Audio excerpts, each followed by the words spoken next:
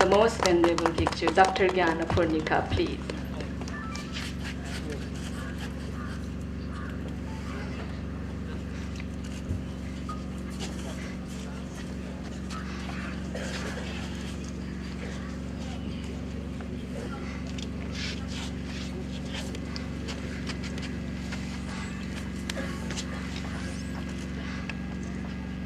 Namo tassa bhagavato arahato samma sambuddhassa.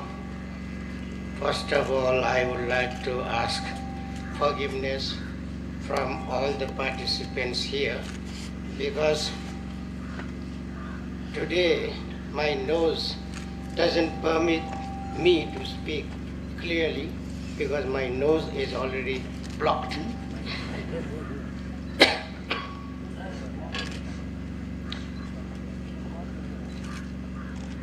Right Honorable President Dr. Ven Jnanapurnika, Honorable Ministers, Most Venerable Sayadaw Dr. Asing Jnanisara, Most Venerable Scholars,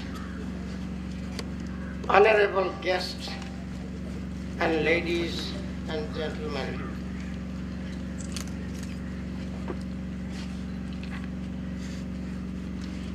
It is great honor for the government of Nepal, the Sitagu International Buddhist Academy, and the Theravada Buddhist Academy, affiliated with the Lumbini Buddhist University, to jointly host this unique international Buddhist conference on promotion, protection, and preservation of Buddhist culture and heritage in the sacred garden of Lumbini, the birthplace of the Buddha, from today to 18th November 2014. This is the first time ever for the Theravada Buddhist Academy of Nepal to organize such a big international conference with the help of the government of Nepal, and most importantly, the Most Venerable Sayadaw Dr. Asing Jnanisara of Sitagu International Buddhist Academy, who wholeheartedly support in every aspect for a successful conference. Last year that I was very excited and challenged when the Most Venerable Sayadaw Dr. Asing Jnanisara consulted and requested me to host an international Buddhist conference in Lumbini, Nepal. I couldn't foresee the conference will come through. Firstly, the financial burden is beyond our capacity of the newly founded Theravada Buddhist Academy.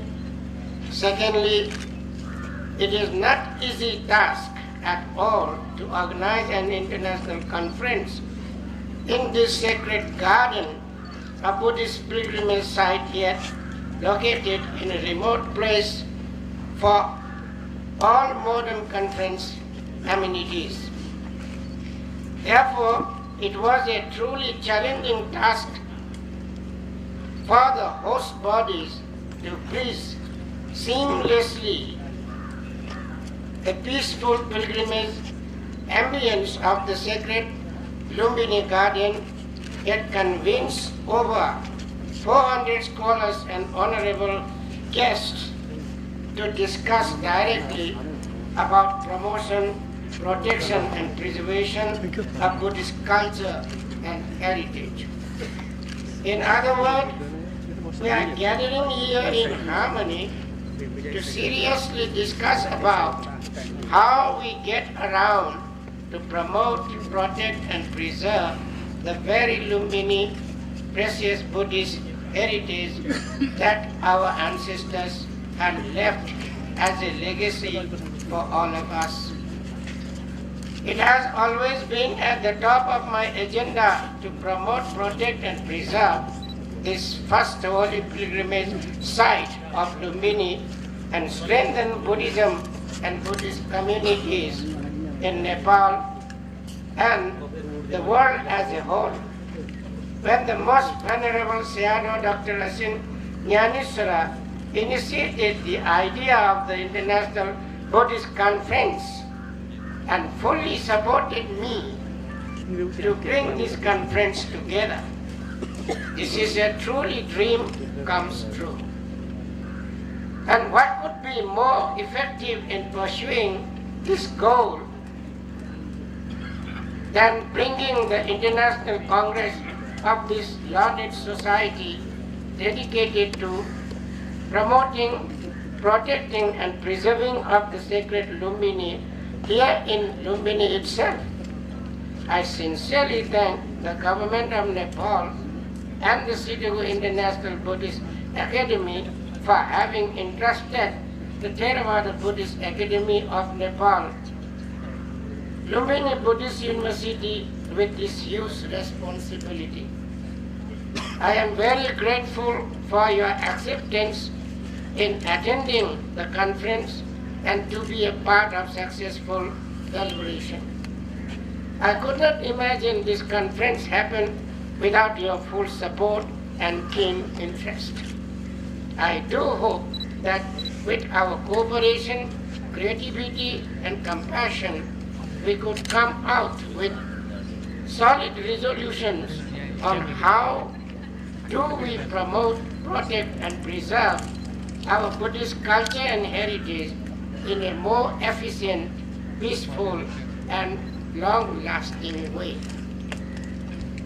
Sacred garden, generally where people come here for pilgrimage, but today we are here not only as a pilgrim alone, but we are carrying a huge responsibility to work together to find how do we get about on promotion, protection and preservation of this sacred birthplace of the Buddha, Lumbini, which had stood here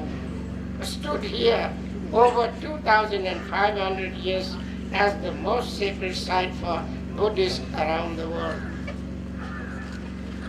The four main themes of the conference: protection and preservation of the heritage of Lumbini, protection and preservation of world Buddhist heritage, promotion of Buddhist culture and Buddhist education systems will no doubt guide the participants to deliberate on important issues related to those themes, and I am confident that it will come up with practical solutions to different problems faced by Buddhist communities in Nepal as well as in other countries of the world.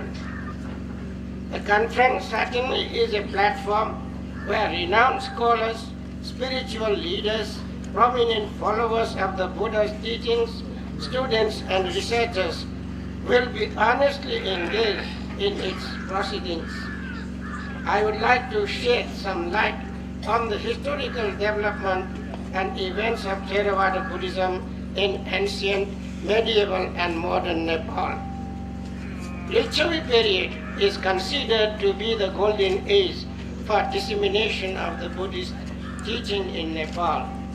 The matrimonial relationship developed through Princess Brikuti with Songchang Gompo, the then king of Tibet, brought historical documents of the Dhamma to the heartland of Tibet, from where it spread to China and other Southeast Asian countries. After the Lichavi period, Buddhist communities have been experiencing oppression in various ways. During the era of Malla rulers in medieval age, though some of them accepted Buddhism as a way of life, most of the kings leaned towards Hinduism. The dark period for the Theravadian monks and nuns came during the reign of Jayasthiti Malla, who completely destroyed the very norm of monkhood and nunhood, forcing them to lead domestic lives. Buddhist organizations were dismissed and the state deliberately pursued the policy of discrimination against Buddhist communities. This policy of negation became worse during the Shah and Rana regimes in modern Nepal. For a record, they even expelled Buddhist monks from the country where the Buddha was born. It is only during the rule of the King Tribhuvan around 1950s that the Buddhist communities enjoyed some liberty and support from the government of Nepal. This, however, did not continue for long. Nevertheless, we should not forget that although Theravada Buddhism in its pure form disappeared, the Dhamma did not lose its total existence. The Vajrayana Buddhists kept intact some of the Buddhist culture and tradition in the form of Chura Karma, making children of certain age to be novices for 4 days. They constructed stupas and temples according to Buddhist architecture, and the Buddhists as a whole played important role in disseminating art and culture, not only in Nepal but in other parts of the world as well. They are celebrated as real heritages the world over and require attention for preservation and protection for generations to come. Regarding Lumbini Heritage Site, it is a matter of great satisfaction that many friendly countries have constructed various infrastructure reflecting their own tradition and culture. They are also extending great deal of support in Lumbini development as a whole. However, we must not forget that the promotion, preservation and protection of Nepalese Buddhist heritage and culture are the responsibility of the people and the government of Nepal. These days, while talking about development of Lumbini, we seem to be discussing only the physical infrastructure, constructing of big buildings, temples, etc. From touristic point of view, the spiritual part of the Buddhism as a way of life is lagging behind. While physical infrastructure development is important, it is equally important to focus on promotion and dissemination of Buddha's teachings. Especially in the present day context, where the world population is facing violence of various kinds, it is only apt to learn, practice and spread the Buddha's message. This can be achieved only through awareness, creation, education and empowerment of the Buddhist communities and their organizations, as well as the population of the country as a whole. It is a huge task and requires support from national as well as international authorities and organizations. I would also like to mention that we as Nepalese should not be taking pride for the fact that the Buddha was born in Nepal, but we should also learn and practice the teachings. Only then we can proudly say we come from the country where the Buddha was born.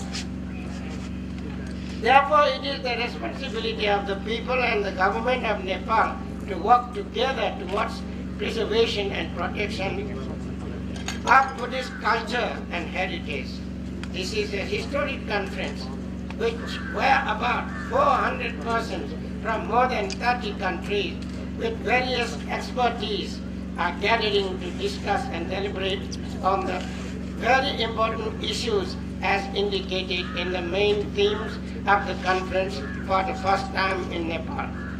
As the outcome of this conference, I am confident that the joint efforts of all of us from Nepal as well as from other countries will lead towards significant and sustainable steps towards promotion, preservation, and protection of Buddhist culture and heritage in Nepal and the world over.